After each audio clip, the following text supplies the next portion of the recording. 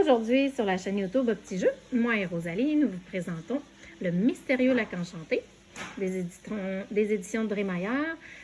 Pour 5 ans et plus, 2 à 5 joueurs. C'est un jeu collectif, vraiment intéressant pour les petits, là, 5 ans et plus, mais tu sais, 4 ans seraient capables de jouer, même 3 ans, je vous dirais. Alors, l'objectif du jeu va consister à transporter, en fait, faire déplacer à travers le lac enchanté nos 4 personnages jusqu'ici en sécurité de l'autre côté du lac. Et pendant ce temps, le corbeau, le vilain corbeau, dans sa cabane, va aussi avancer jusqu'au bout. Et donc, si le corbeau se rend au X ici, avant que nos 4 personnages, les 4 intégrales soient ici, aient traversé le lac, eh bien, c'est le corbeau qui va gagner. Donc, l'objectif est de faire gagner nos personnages avant que le corbeau se rende ici. Comment on fait pour avancer? Vas-y, Rosalie, fais-nous un bel exemple.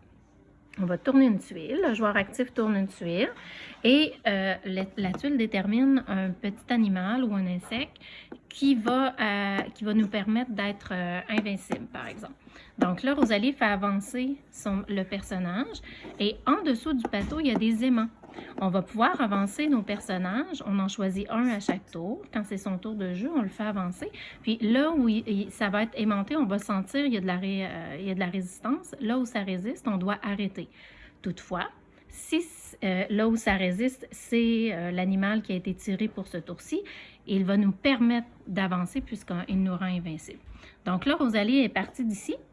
Elle a avancé. Là, ici, il n'y a pas de résistance. On continue. Ah, ici, regardez, il y a de la résistance. C'est aimanté.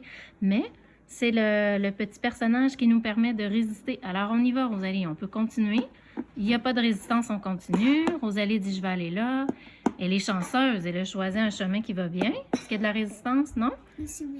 Ah, ici, il y en a. Donc, on ne peut plus avancer parce qu'ici, on est pris dans le lac enchanté. Et le petit personnage qui est en dessous n'est pas celui qu'on a tiré ce tour-ci.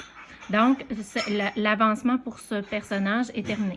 C'est à moi. Donc, je vais tirer une autre tuile. La libellule. Et là, au hasard, je prends n'importe quel personnage. Notre objectif, on se souvient, à tour de rôle, c'est de rendre nos 4 personnages ici. Je vais y aller. Donc, il y a déjà de la résistance, Rosalie. C'est terminé parce que, regardez, c'est la coccinelle. Mais moi, ce tour-ci, c'est la libellule qui me protégeait. Donc, on a le coquillage. Rosalie va faire avancer... Jusque où? Est-ce qu'il y a de la résistance? Mais c'est quand même du feu. OK, donc il y a de la résistance. On serait supposé arrêter, sauf que regardez, c'est le coquillage qui nous protège ce tour-ci. Fait que Rosalie a le droit d'avancer. Là, il y a de la résistance, mais c'est plus le coquillage. Alors, on arrête. C'est à mon tour. C'est la dernière chose qui peut arriver dans le jeu, regardez. C'est le corbeau. Lorsque c'est le corbeau qu'on retourne, il avance dans le lac enchanté. Et non seulement il avance, en dessous du jeu, il y a plusieurs petites plaquettes comme ça. On doit retirer la dernière pour venir la mettre ici. Rosalie, tu tiens la boîte. On y va. On va pousser comme ça et regardez ce qui se passe, c'est que les aimants en dessous vont se déplacer. Ça fait reculer nos personnages, mais parfois ça peut même faire avancer le corbeau encore plus parce que lui aussi il est aimanté. Et là, on va continuer ainsi de suite.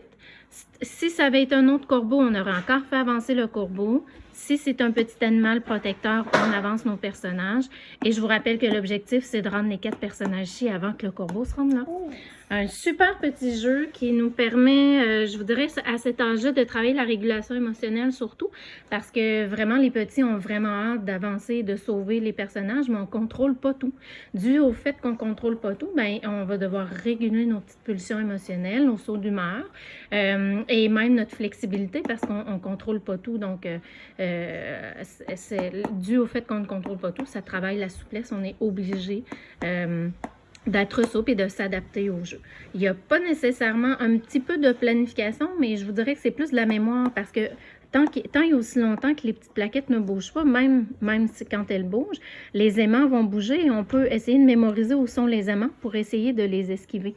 Chez les plus vieux, là, 5, 6 et plus, là, on va pouvoir justement leur demander de faire pause avant de continuer de jouer et d'essayer de mettre en mémoire où sont les aimants pour essayer de les contourner avec les autres personnages. Voilà, Rosalie, elle apprécie beaucoup le jeu. Rosalie, elle a 11 ans, elle va avoir 11 ans bientôt. Puis elle aime beaucoup jouer aussi, donc beau petit jeu à jouer en famille. Bonne joute!